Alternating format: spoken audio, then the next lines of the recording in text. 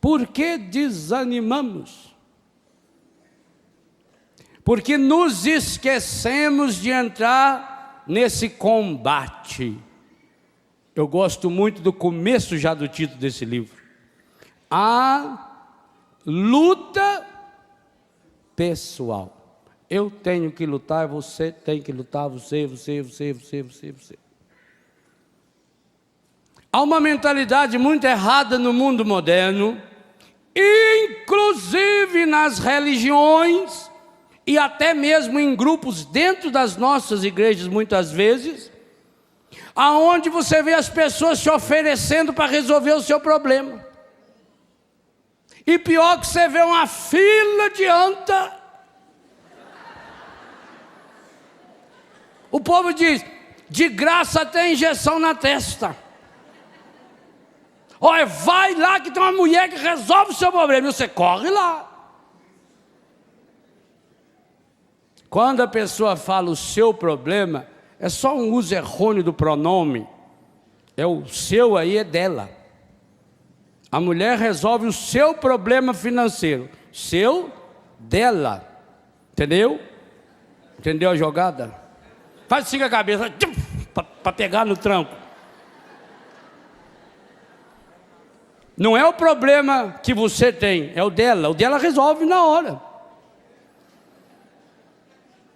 Estava uma vidente desanimada, sentado na barraca, aí o colega astrólogo, falou, por que você está tão triste? Ah, porque hoje só veio 2 consultar eu.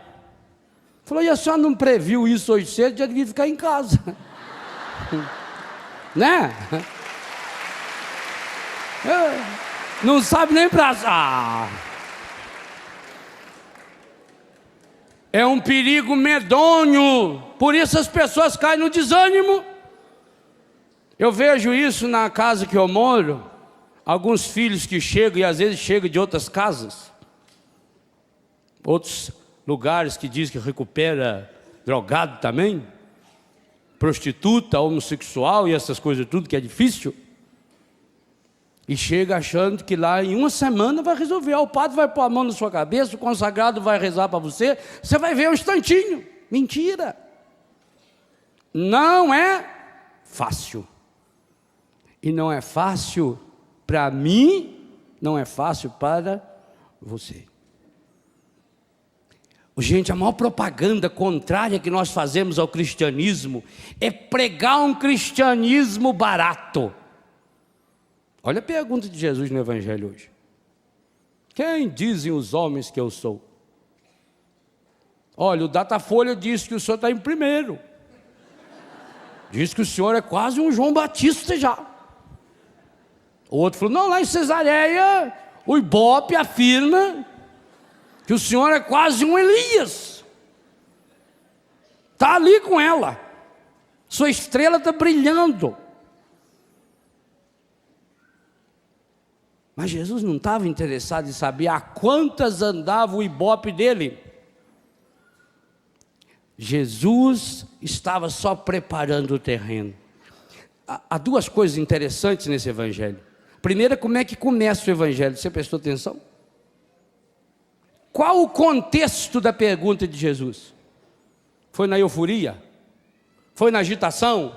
Foi lá no meio da multiplicação dos pães? Foi na hora da tormenta que ele estava atravessando a dificuldade da água, em que os apóstolos inclusive acordaram e falaram, Senhor, o Senhor não se importa que a gente esteja afogando?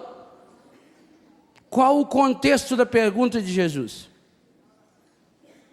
O texto disse aí, a tradução oficial estava no gerúndio, a Ave Maria coloca no infinitivo. O que Jesus estava fazendo? Estava rezando. E ainda diz uma coisa que na tradução da Ave Maria parece até um erro de português. Jesus estava a sós com os seus discípulos. Estava a sós comigo, como é que podia estar com os seus discípulos? Acontece que era como que no clima, não esqueça, quem que escreveu o evangelho que nós lemos hoje? Lucas. Lucas tinha 2 qualidades espetaculares. Lucas era médico E Lucas era artista, Lucas era pintor. Foi ele que pintou aquela imagem primitiva que deu origem à imagem que nós temos de Nossa Senhora do Perpétuo Socorro. Quando você olhar a imagem de Nossa Senhora do Perpétuo Socorro, segundo a tradição, é o retrato mais antigo de Nossa Senhora, pintado por Lucas. Então vocês imaginam, um artista. Lucas como pintor era um poeta. Lucas como médico era um profeta. Aliás, todo profeta tem que ser poeta, senão não é bom profeta. Não vê que Jesus é um poeta quando fala: olhai as aves dos céus, os lírios do campo. O artista, o poeta e o profeta, eles têm algo em comum. Eles conseguem enxergar além do óbvio. O maior problema nosso não é porque nós não enxergamos, é porque nós conseguimos enxergar o óbvio. E enxergar o óbvio acaba sendo: enxergo aquilo que eu me educo ou que me educam para que eu enxergue. É como quando a pessoa vai fazer turismo em determinados lugares do mundo. Por exemplo, tem gente que quando vai a Cuba fazer turismo tem vontade de morar lá, porque é um paraíso.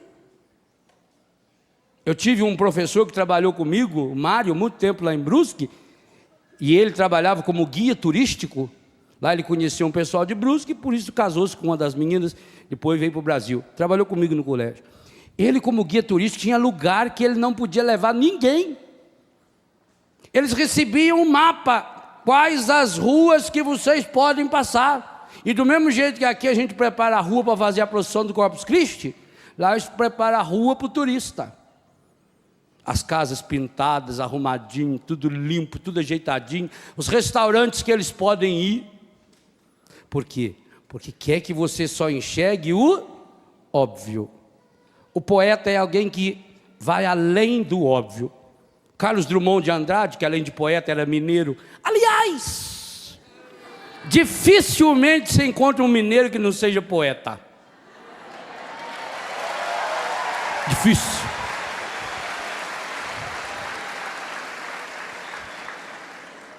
É difícil você ler um autor mineiro que não está cheio de erros de português.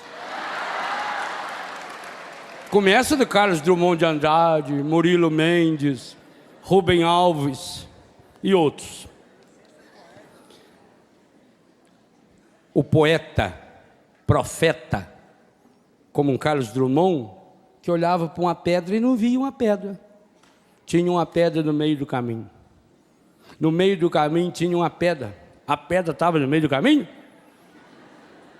Fosse o pedreiro, olhava para a pedra e já punha na construção. Fosse época de campanha política, um já pensava em pegar aquela pedra e meter uma pedrada na cabeça do adversário. O menino já olharia para aquela pedra e dividia ela para fazer de estilingue, para fazer as 5 pedrinhas para derrotar o Golias. Mas o poeta vê a pedra, e naquela pedra ele vê a vida. Sabe, a gente precisa aprender a ver os espelhos da vida. Só que a gente tem que tomar um cuidado com qual espelho você olha. Você já deve estar andando na rua e passar do lado de um carro estacionado e você viu você no vidro do carro. O que acontece quando a gente se vê no vidro de um carro? Você fica desse tamanho assim, gordo. Parece que esse desenho animado que cai o piano na cabeça do gato e ele amassa. Não é assim? Se for o contrário, você olha, você é mais gordo que Marco Maciel. Você é aquela coisa assim, uma gerra. Porque o espelho deforma. Eu preciso de um espelho que não me deforme. A grande causa, se não a maior do desânimo, é porque nós nos olhamos com os olhos deformados do encardido. E aí a gente desiste. Você olha para o problema com lente de aumento, ó, o problema fica desse tamanho. Aí, matei um desânimo. Não é assim? Olha, um segredinho básico, espetacular, o autor da primeira leitura nos deu. E nós precisamos aprender isso na prática. Primeiro, tudo passa. 30 vezes apareceu na primeira leitura a palavra tempo. Contaram? Pois contem em casa. 30 vezes. Como é que um autor... Será possível que esse autor não tinha outra palavra para botar? Não, mas quando a gente repete é para a gente aprender. Há tempo para tudo. A luta pessoal para resolver os problemas da minha vida íntima passa pela graça de saborear o tempo que eu estou vivendo. Seja lá o que for que lhe aconteceu, o que esteja lhe acontecendo, você tem que partir de uma certeza. Por isso, quem olha e só enxerga o óbvio, vai ser um derrotado nessa luta. E o que é interessante, essa luta se trava não é fora, é dentro da minha vida íntima. Observem o que eu falava a respeito de Lucas.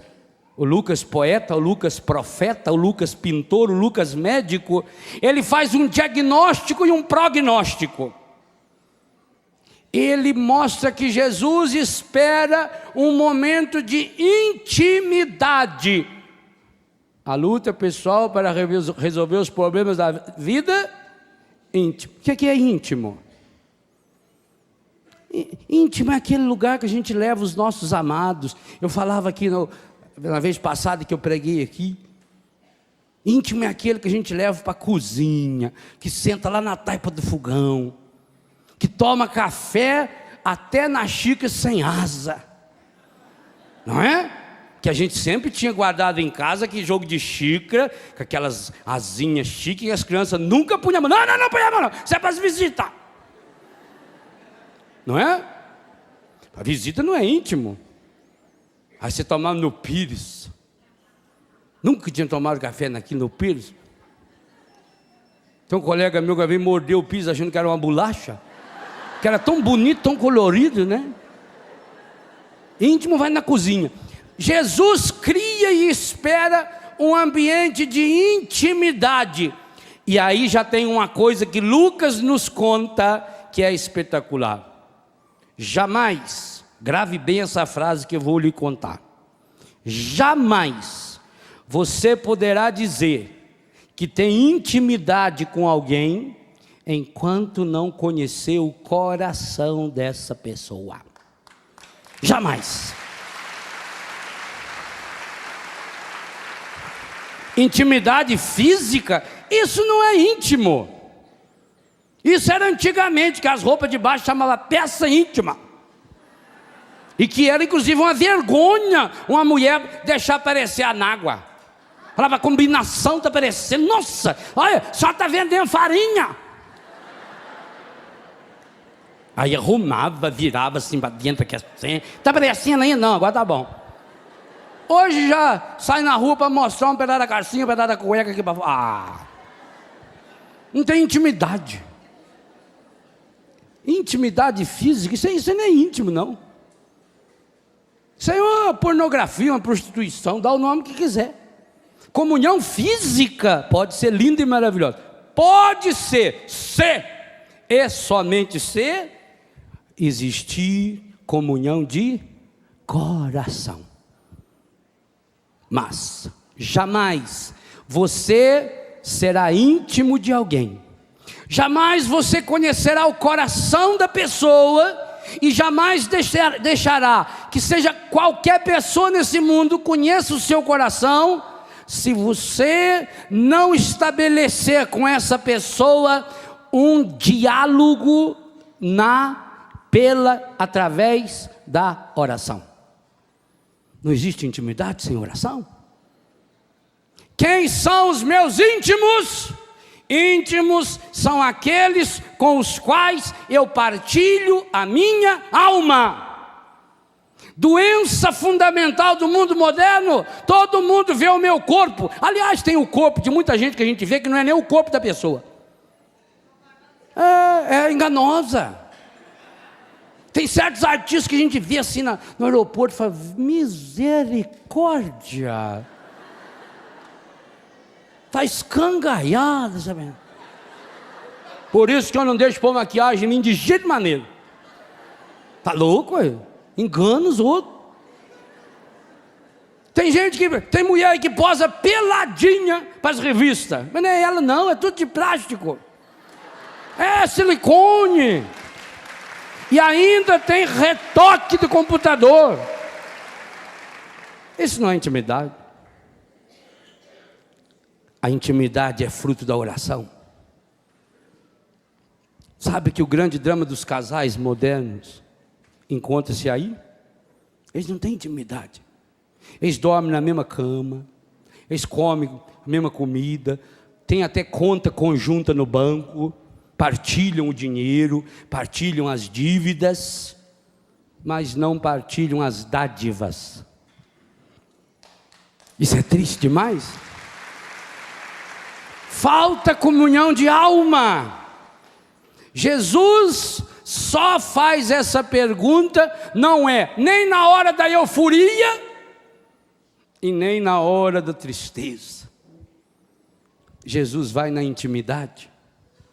E essa é a pedagogia dele. Com Zaqueu ele não fez assim também? Quando Jesus encontrou-se com Zaqueu, Zaqueu estava lá em cima da árvore. Ele podia ter falado lá, todo mundo ia ouvir. Ou ele podia ter falado na hora que Zaqueu caiu no chão, para levantar o Zaqueu. Não, ele falou quando foi na casa de Zaqueu. Nós celebramos esses dias a festa de São Mateus, não celebramos? Terça-feira. Lembra do Evangelho de São Mateus? Capítulo 9, versículo 9. Mateus estava sentado cobrando imposto.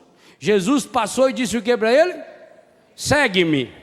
Versículo seguinte, versículo 10. Jesus estava sentado na casa de Mateus. Ué, então deixasse Mateus sentado lá, me dava lucro, estava sentado lá cobrando imposto. Aí Jesus disse para Mateus: segue-me, segue eu, segue a mim, me segue. E o versículo seguinte, Jesus vai na casa de Mateus e diz que ele estava sentado. O que é sentado? É íntimo, sereno. A pessoa agitada, ela não senta, ela fica andando para lá para cá, achando que vai resolver o problema. Coça a cabeça, liga o celular. A síndrome do celular é espetacular. A pessoa se sente a pessoa mais importante desse mundo. Eu tenho tanto dó e raiva dessas pessoas. É uma pena. Eles ficam desfilando na frente dos outros. Não, sim, senhor. Sim, manda, não pode mandar, pode, mas faça isso imediatamente. Tá bom, tá. Olha, eu vou desligar, tá, tchau.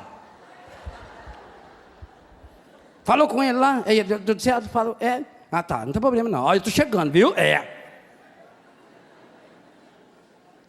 Tem um botãozinho em cima, chama Power. É para você apertar ele ali. Aperta naquele Power, desliga aquele negócio na hora, rapaz, é beleza. Hoje as pessoas não têm intimidade nem para falar no telefone. Parece que desfila para todo mundo ir, nervoso, agitado, corre para lá, corre para cá. Calma, não adianta, resolve. Não, então calma. Senta aí, espera para ver. Você pode resolver o problema? Não, então já está resolvido. Mentira isso? Está resolvido. Jesus só vai entrar em comunhão conosco na medida em que nós entrarmos em comunhão com Ele. Intimidade. Os problemas da minha vida íntima, eu não posso falar para qualquer um. Gente, vocês já notaram como as pessoas hoje em dia expõem as intimidades assim à torta direita? Que coisa medonha, que coisa nojenta. Quando eu vejo uma pessoa contando a intimidade da outra, eu fico com nojo de quem conta. Que nível de pessoa é essa?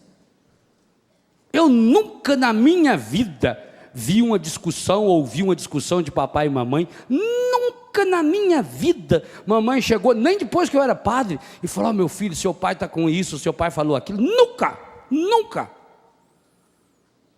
Eu tenho um irmão que morreu com 45 anos de idade. Hoje fui conhecer o neto dele. 45 anos de idade. Morreu de tanto beber cachaça. Nunca a esposa dele falou para um filho, para uma das filhas: seu pai não presta. Nunca. Isso é amar. Tem problema? Misericórdia. Misericórdia é você colocar o coração em cima da miséria do outro. Cubra a miséria do outro com o seu coração. Tem problema? Guarda. Resguarda um pouco. Resguardar é isso. É você esperar um pouco. Não expõe as coisas. Mas hoje não. O sujeito sai falando: eu saí com fulano, saí com ciclano. Tem revistas que vendem no Brasil 400 mil exemplares por semana. Porque a única coisa que sabe fazer é: o artista tal saiu com a fulana saiu com o ciclano, fulano largou do ciclano, fulano largou do beltrano, fulano está fazendo isso, ciclano está fazendo aquilo. Perde. É uma vulgarização da sexualidade, uma vulgarização da intimidade, da fé, dos problemas. Isso não é de Deus. Por isso que a pessoa desanima, pois só se alimenta do que não presta. Por que você desanima? Porque eu expulso o ânimo. Eu não alimento. Ânimo vem do latim anima, alma. A alma vem de ânima. A pessoa é desalmada e torna-se desanimada. Mas desanimada também é a pessoa triste. A pessoa está sempre para baixo, só sabe fazer reclamar. Você pergunta como vai, ela conta. Louco. E a curiosidade alheia. Meu Deus, a preocupação que tem para saber a vida dos outros. Eu conheci uma dona, coitado. Essa mulher era tão curiosa que ela olhava pelo buraco da fechadura até de porta de vidro. Verdade. A porta todinha de vidro, ela olhava na fechadura. Mas a porta está lá, olha a porta inteira. Mas é o prazer de ver escondidinho que está lá. Meu filho. Para de bisbilhotar a vida dos outros. Mas por quê? Por que bisbilhota a vida alheia? Por que a pessoa se alegra quando descobre que fulano caiu, que ciclano errou? Por que o assunto predileto é falar mal da vida dos outros? Porque é o discurso dos derrotados. O discurso dos derrotados é o mesmo em todo lugar, em português, em guarani, em espanhol, em francês, em hebraico, em aramaico, em japonês, tudo. É aquele menino que chega em casa e diz: não, mãe, mas olha, todos foram mal na prova. Até o meu colega que só tira 10. A mãe dele, inclusive, foi lá. Porque a professora, ela aprontou uma lá, ela fez só pergunta que ninguém sabia. E tem mãe que acredita. Tem mãe que quando o filho tira 10, fala assim: meu filho é um gênio. Quando tira 2, a professora é muito rigorosa, a professora é injusta. Não é assim? Vai desanimando. É o discurso dos derrotados. Então eu quero saber das desgraças dos outros. A técnica. Quantas vezes o senhor cameraman aqui, por favor. Quantas vezes a imagem de uma pessoa aumenta aí dentro? Mais ou menos. Não sei. Não sabe. Outro câmera aí. Quantas vezes? 5 quilos? A imagem da pessoa é quilo? Nossa senhora, então eu estou aí com 600 quilos. Que tamanho aumenta? Por exemplo, uma garrafa desse tamanho aí, fica que tamanho aí? Quantas vezes você consegue ver isso? Quanto mais eu fechar nela, mais ela fica. Quantas vezes aumenta? 200 vezes? 300 vezes? Umas 10 vezes mais. 10? Meu filho, 10 minha máquina fotográfica antiga, que é a Kodak, que você enfiava o saco assim dentro, ficava olhando, ele fala: não mexe, não mexe, aí já vai, isso aí é umas 300, 400 vezes. Isso aí você consegue ver catarata em zóio de passarinho. Pensa não. Pois no mundo inteiro tem milhares dessas câmeras focadas só para ver desgraça. E depois joga essas desgraças nas televisões, nos jornais. E aí a pessoa assiste e fala: por isso que não. Olha, é verdade, olha esse problema. Tudo dá errado, tudo vai mal, tudo vai ruim. Então você não vê mais o óbvio. Pior. não sabe mais transformar as dificuldades no impulso para a vitória. Sabe por quê? Exemplo: quantas medalhas de ouro o Brasil já ganhou na Paraolimpíada de Atenas? Hoje deve ter ganho quantas? Hoje ganhou mais alguma? Hã? Hoje 6. De ouro quantas? Umas 2, 3. Então já deve estar no 9, 10 de ouro. De ouro. De ouro. O Clodoaldo, eu falo dele no meu livro, que eu escrevi há 4 anos atrás já, Corações Curados, eu falo desse povo aí. Cito o nome de quase todos eles. A Adria mora lá em Santa Catarina, que é a menina cega, que já ganhou 2 de ouro e vai ganhar mais. O Clodoaldo ganhou 3, e hoje talvez 4. Quem sabe vai ganhar 5, 6. Por que não aparece na mídia? Porque se você pegar um jornal e ver o quadro da medalha, está lá assim, ó, China, 30, Grã-Bretanha, 25, Alemanha, 10, França. Então não interessa. Só interessa para a mídia se tiver assim, Estados Unidos, 50. Aquilo que os Estados Unidos não é em primeiro lugar, pode esquecer. Quem é que vai mostrar esse Clodoaldo ganhando medalha? Um rapaz que vive lá em Natal, Rio Grande do Norte, obrigado aos potiguares que nos acompanham pela Rádio Rural. Ele toma 8 ônibus por dia para ir treinar. 8 ônibus para treinar. A vida é assim. E você com 2 pernas aí, inchada de tanto não fazer nada. Estica sua língua 8 quilômetros por dia para reclamar. Morre, filha da mãe. Morre. Você já venceu o prazo. Tem que morrer. A menina cega, a Adria é cega. Ela correu 100 metros em 50 segundos. Cega. E tem gente que não abre os olhos nem para andar. Ô, meu irmão, levanta a cabeça. Por que você está desanimando? Porque você está se alimentando do que não presta. Quem se alimenta do que não presta vai perdendo ânimo, vai desanimando, vai se tornando uma pessoa raquítica, míope. São pessoas que têm medo da intimidade. A pessoa desanimada, ela é uma pessoa apavorada. Qualquer barulhinho ela fica apavorada. A imaginação dela é só o que não presta. Chega na casa de uma senhora deprimida e pergunta onde está o filho dela, para ver que ela está andando para lá, para cá desesperada. Se atrasar 5 minutos, ela já telefona para o hospital, telefona para a polícia, para a delegacia. Nunca passa na cabeça dela que o menino estava passando em frente da igreja, escutou uma música bonita lá e entrou para escutar. Nunca, só pensa que não presta. O desânimo é gestado dentro da pessoa. E aí, Padre Jonas coloca isso de uma forma linda, poeta e profeticamente, quando fala de Isabel grávida de João Batista. Um milagre espetacular, ainda mais num contexto em que a mulher que não tivesse filho era considerada amaldiçoada por Deus. E ela escondeu esse milagre 5 meses e meio, quase 6 meses dentro da barriga. Mais do que isso, ela se refugiou. Se você for hoje a Israel, você vai lá embaixo, visita lá a igreja embaixo, lá dedicada a João Batista, Zacarias, lá perto onde acharam agora recente uma piscina, possivelmente João Batista até batizou lá. Mas também você sobe uma montanhazinha, tem que ir a pé, onde está lá a igreja do Magnificat. Ela foi para o meio do mato, ela saiu do povoado, de vergonha. Aliás, não precisa ir na Isabel não. Muitas das senhoras que estão aqui, que a gente, pela aparência, a gente vê que algumas foram professores de catecismo de Nelson Correia.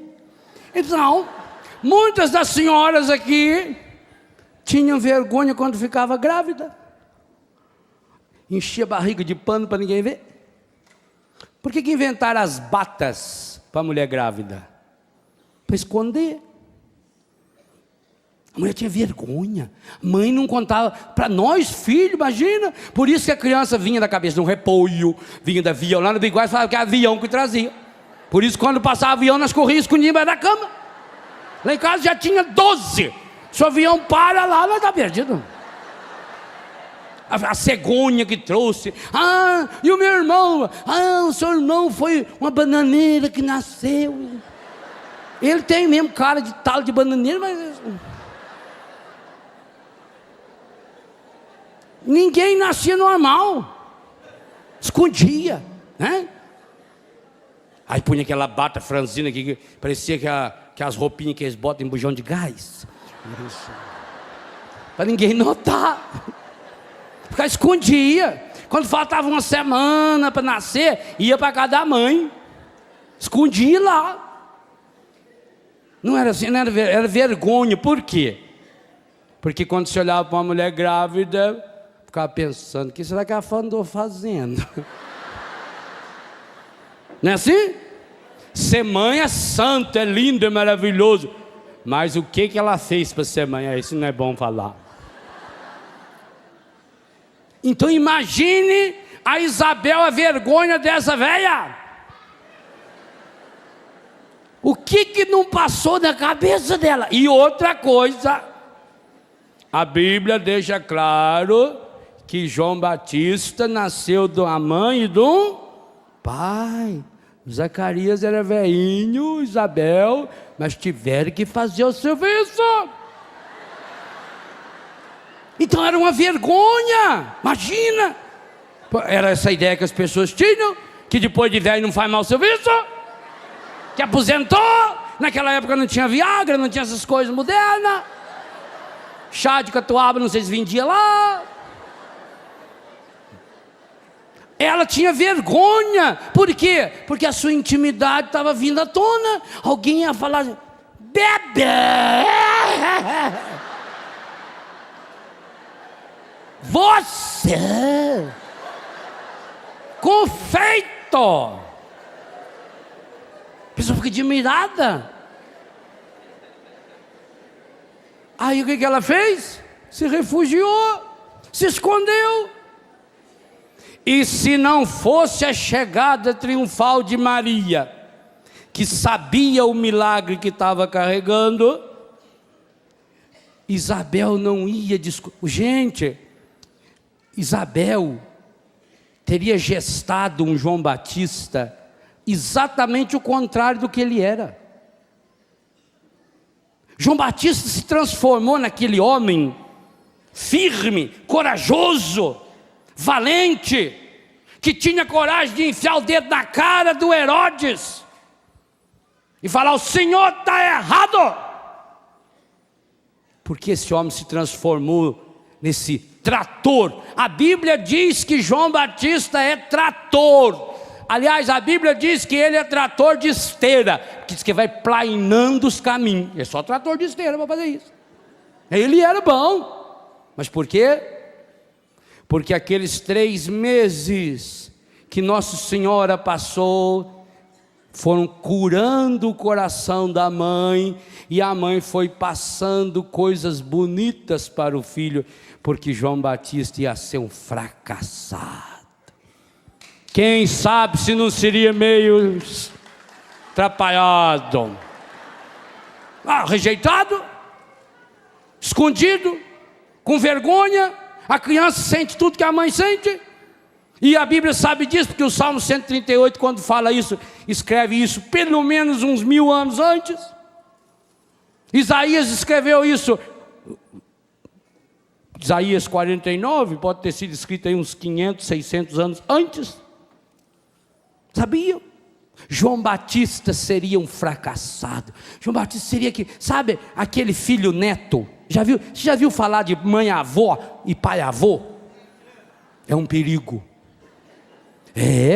Porque quando uma senhora e um senhor de mais idade se tornam pais, o perigo é que eles sejam avós dos filhos.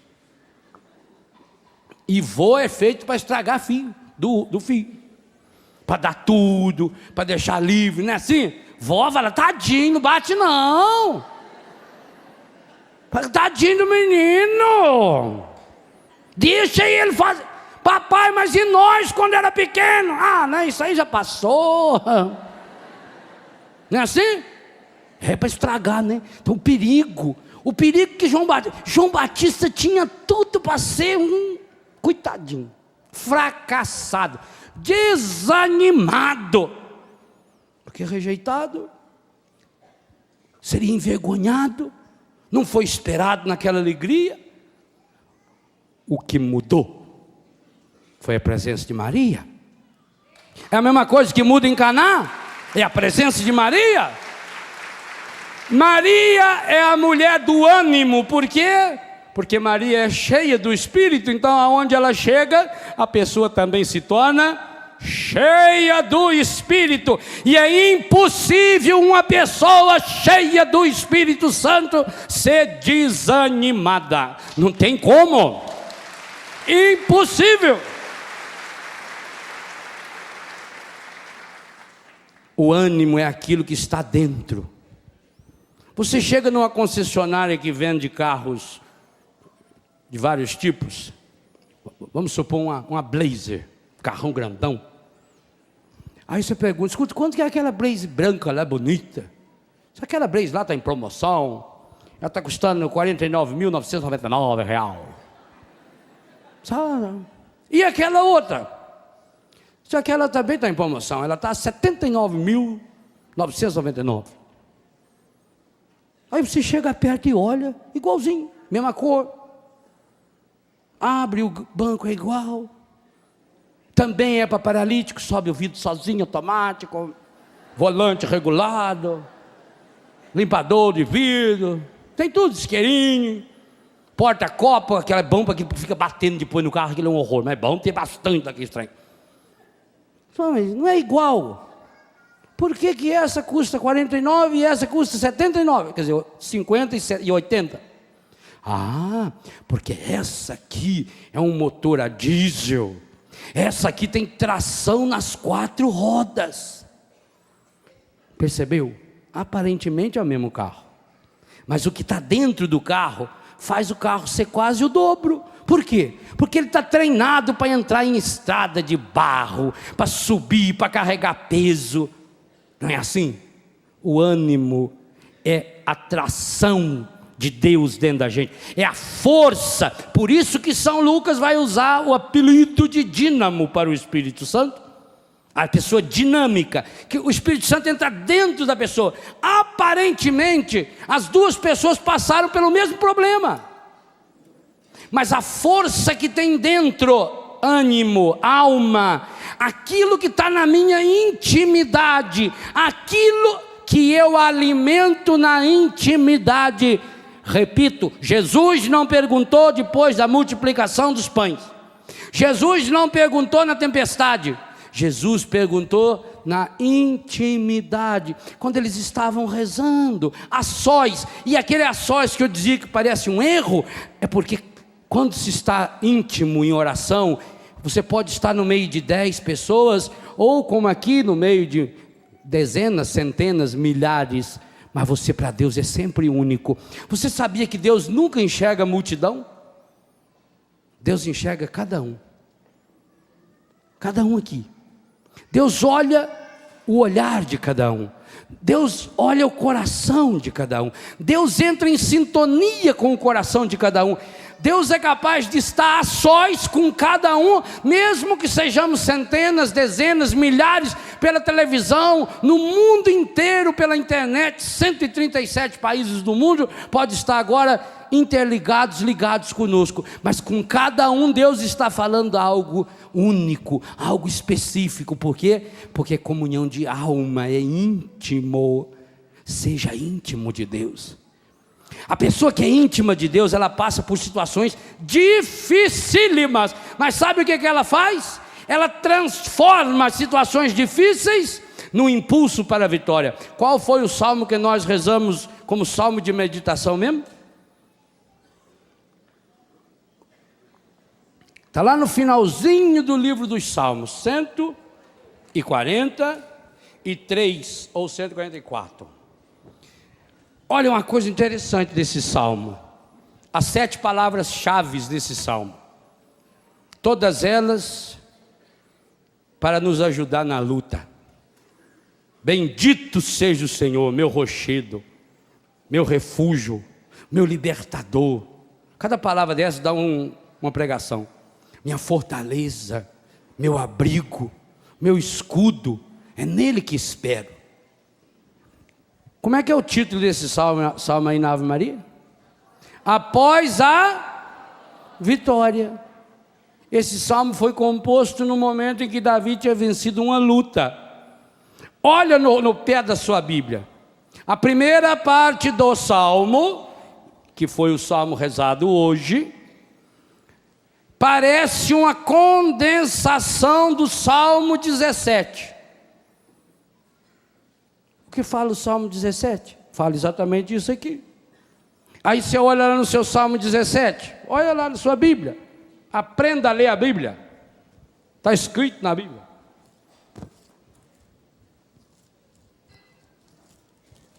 Salmo 17 na Bíblia, Ave Maria.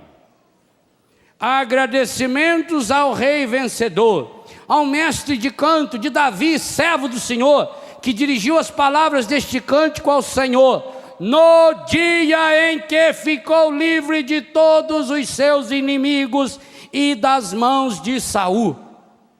E aí olha no pé da Bíblia, vai remeter para o livro de Samuel, capítulo 22, 2 Samuel 22, 2, não tem jeito de esquecer, 2 Samuel 22, 2, 2 Samuel 22, 2. Este salmo está inteiro, idêntico em 2 Samuel 22, 2. Contém uma prece em ação de graças pela libertação de um grande perigo. Libertação que é descrita sobre a forma de teofania, manifestação de Deus, aparição em que Deus se manifesta em meio de tempestade, de fogo. O salmo termina com um cântico triunfal do Rei vitorioso. É luta. Luta, a luta pessoal, é garra, pessoal, é íntima. Esse pessoal repete na palavra íntima. Você precisa entrar em batalha. E vou dizer uma coisa com muita honestidade para você. Você está sendo derrotado, não é porque o seu inimigo é mais forte, é porque você está sendo amarrado devagarinho. Você está sendo derrotado e está se transformando numa pessoa desprezível. Por isso, o Ministério da Saúde divulgou que no ano passado no Brasil foram consumidos 400 milhões de remédios antidepressivos. Porque falta ânimo. Mas meu irmão, minha irmã, não tem Prozac para a alma, não tem Lexotan que cura coração ferido e machucado. Você pode até devolver a alegria exterior, mas essa fibra, esse motor 4x4, essa tração nas 4 rodas, essa força que impulsiona, que faz você transformar as dificuldades no impulso para a vitória, isso não existe remédio. É luta, mas é uma luta que se trava na intimidade, é uma luta que se gesta no coração. Sabe, meu irmão, eu já disse isso muitas vezes, e nos últimos livros que eu escrevi, eu acho que escrevi essa frase com outras palavras em todos os 6 livros. Tudo que existe de concreto na vida, tudo, primeiro existiu como um sonho, primeiro existiu como um desejo dentro do coração da pessoa. Tudo, coisa boa, coisa ruim, coisa pequena, coisa grande, nada existe, o acaso não existe. A ciência prova e comprova que o acaso não existe. Esse rincão maravilhoso que está sendo gestado e em breve estará acolhendo centenas, milhares de pessoas desse Brasil e desse mundo, Antes de existir ali, ele existiu aqui, na cabeça do Eto. E antes de existir na cabeça, existiu no coração. Agora, imagine se o Eto fosse um grande amigo, por exemplo, de um grande empresário da noite carioca, ou paulista, ou de uma grande capital. Hoje o Eto estaria trabalhando, quem sabe, para fazer a maior casa de show de sexo explícito da Baixada Fluminense? Claro, porque o coração dele estaria em sintonia e intimidade com o coração de um empresário da noite, e prostituição dá dinheiro. Ou talvez ele estaria hoje arquitetando, trabalhando e conduzindo, e com muito maior facilidade, porque teria muito mais gente para contribuir, inclusive, quem sabe, um grande salão para depósito subterrâneo de armas. Maior fonte de renda no mundo é arma, ou drogas. Mas porque o coração do Eto, na intimidade, encontrou-se com o coração do Padre Jonas, com o coração da Luzia, com o coração do Ricardo, e aí cada um da Canção Nova vai pôr no seu coração. Gestou nesses corações essa obra maravilhosa aos nossos olhos. Gestada no coração, começou a sair do coração para a cabeça. Aí começou a pensar, onde nós vamos fazer? Era aqui, primeiro era aqui, pequenininho, tinha um palco pequenininho ali, de madeira. Aí já aumentou, aí já fez esse tamanho. Olha essa obra, que coisa maravilhosa na época. Nossa, isso vai caber lá 20 mil pessoas. Meu Deus, 20 mil pessoas, cabe. Tinha até uma arquibancada aqui do lado. Isso tudo faz tanto tempo, foi um ano. Arquibancada aqui do lado, né? Cabia aquele povão aqui. Teve que tirar porque hoje é sexta-feira, já estaria que não cabia mais ninguém. Já teve que tirar. Foi gestado aqui, veio aqui para a cabeça. Até que veio a ideia, passar por um papel, vamos fazer lá embaixo, maior espaço que tem. Aí ele começa a virar ideia, aí ele começa a virar desenho. Mas não existe o desenho se não houver esse desejo, se não houver esse sonho, se não houver essa ânsia de anunciar o Evangelho, de acolher as pessoas. O sonho do padre, eu quero acolher muitas pessoas, dezenas. O padre não quer mais ver as pessoas sentadas de qualquer jeito, mal acomodadas, não. Então é sonho do padre, é sonho do Eto, é sonho da Lu, é sonho do menino mais novo, da menina mais nova que chegou na Canção Nova essa semana, ou daquele que está vendo pela televisão e está dizendo, eu vou entrar nessa obra. É sonho de você que teve a coragem de tirar uma pulseira que tem história maravilhosa de amor, um anel, um colar. Eu quero colocar o meu ouro num tesouro que constrói para muitas e muitas, vai brilhar muito mais. É o sonho de cada um que vai passando para a cabeça, para a decisão, e da cabeça vai passando para o papel, e do papel vai passando para o projeto, e vai crescendo, e está aí, obra admirável aos nossos olhos. Mas isso também aconteceu com esse microfone que está aqui. Porque antigamente tinha microfone, de vez em quando, que quando estraga, aí vocês dão um desses, aí é um horror para a gente, e fica esse fio andando para lá para cá, joga para as costas aqui. Aí a diretora fala, não pode jogar nas costas, na imagem fica feio. Aí você trupica naquilo, não pode andar para lá para cá. Quem projetou, não, vamos arrumar um que traz aqui dentro um trenzinho assim, assado, põe uma pilha aqui, ele copia de lá, foi projetado. O que você está gestando no seu coração? Só você pode responder. É triste, mas muitos estão gestando a sua derrota. Não vai dar certo, padre, não adianta mais, eu já desacursei, não dá não. Você não é a primeira, não é a última, não vai dizer bobagem, ixi, não vai dar certo, cansei. E vai desanimando, e tem festa no inferno. O encardido adora. Alguns cristãos são a alegria não, a euforia, porque o encardido não pode ter alegria, ele só tem euforia, é a euforia do encardido. Você veio a esse acampamento, e você que está vindo, e você que virá, para gestar no seu coração a vitória, seja qual for o seu problema. Você não veio aqui para falar do tamanho dos seus problemas para Deus.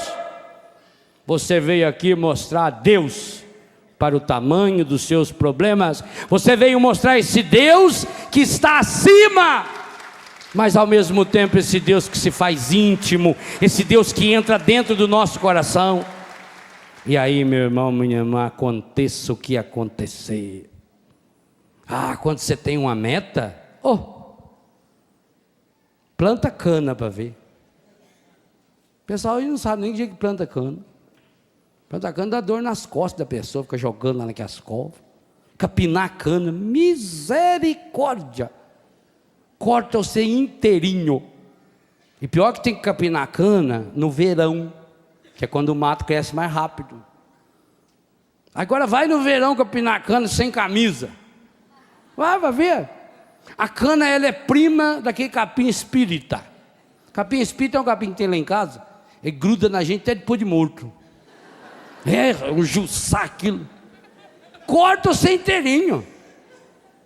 Capim na cana, para ver. Capim na cana, você tem que ir no calor. A mãe fazia aquelas camisas de saco, pano de saco grosso, né? Para capinar a cana, você suava e cortava, machucava, o pescoço, tudo arranhado.